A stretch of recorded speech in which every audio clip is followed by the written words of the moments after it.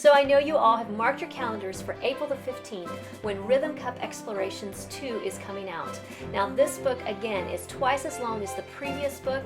It has completely new rhythm concepts that are drilled and is tons of fun. It's filled with new cup tapping techniques, and I know that your students are really going to love this. But I thought that today I would answer a frequently asked question. A lot of teachers ask, how in the world do you create something like this? And what tools do you actually use when you're creating it? So I thought it might be fun to talk about this.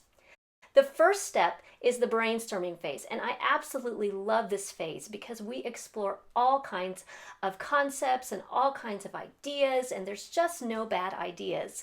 But that's a little bit of a messy phase, and it's kind of a non-committal phase. But in January and February of this year, I actually sent out a survey to those of you who have purchased Rhythm Cup Explorations 1 to ask what exactly you wanted in the new book. What rhythm concepts did you want? What did you want to see more of? And that really helped give a direction to my brainstorming phase. The brainstorming phase for Rhythm Cup Explorations 1 was so messy and so bizarre and took a long time, but this was much easier because I knew the format, I knew how things needed to be sequenced and such things.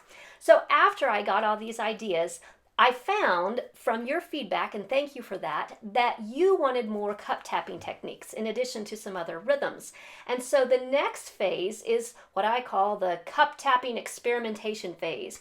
So this is the phase where I carried a cup around and I tried to figure out all the things that you could do with a cup. Did you know there are tons of things that you can do with a cup? You can tap it, you can crack it, you can lick it, you can flick it, you can throw it, you can wear it, you can tear it, and you can do everything imaginable to a cup. But the problem comes in is that trying to actually make a picture above a rhythm to figure out, for students to figure out what to do with that cup is really complicated. And since students are already trying to interpret the musical symbols on their page, it's really important that I not put too many new little pictures above the notes so that it becomes very overwhelming and then it's no longer fun.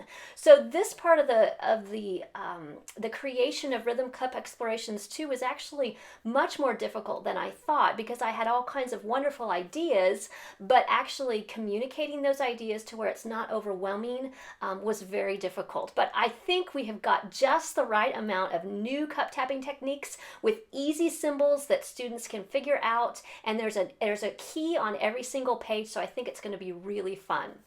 Next came the creation phase, and this was both easy and difficult. Some of the units just flowed and they were very easy, and other units like the 16th note syncopation unit was really challenging to figure out what exactly could be rhythmic and students could still do and read and do things with their cups, so that was a fun phase. Then comes the putting it all together phase, and I really like the beginning of this phase because everything seems to sort of come together. I could put it all in one book and it looks great, but then I suddenly start to realize that the rhythms aren't quite right, the leveling's not quite right, and then everything becomes messy again.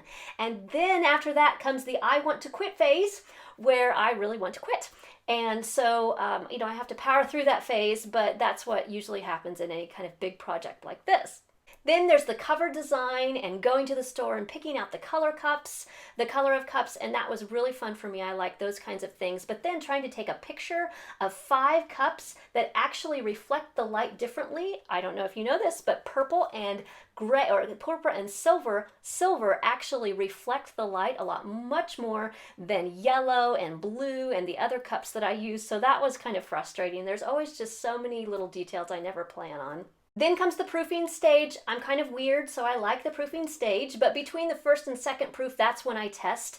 And so I tested this on students, and I will tell you, in Rhythm Cup Explorations 1, everything fell apart during the testing phase. After that group lesson, I was so excited because some of the things were wonderful, and then I was so devastated because so many things, or some things, did not work at all. And so this is where it all sort of falls apart again and I have to build it back up. But thankfully, Rhythm Cup Explorations 2 went through smooth sailing. Now we're in the last phase, and this is the get it ready for you as the teacher phase. It's been tested, it's been proofed, it's been videoed with students, and we're super excited. Remember, April the 15th, it's the big release date. You can get $2 off that day, $1 off the day after that, and after that, it is the regular price, but a really great, inexpensive price because it's 32 reproducible pages. Now, I thought I would leave you with a list of the actual programs that I used to create both this as well as Rhythm Menagerie, Rhythm Manipulations,